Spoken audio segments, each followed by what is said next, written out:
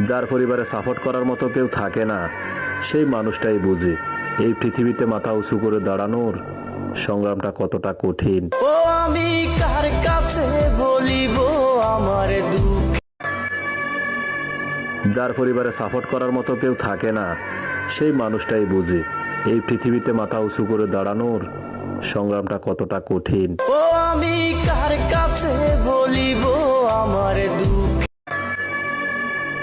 যার পরিবারে সাপোর্ট করার মতো কেউ থাকে না, সেই মানুষটাই বুঝে এই পৃথিবীতে মাথা উঁচু করে দাঁড়ানোর সংগ্রামটা কতটা কঠিন। ও আমি কার কাছে বলিব আমার দুঃখ।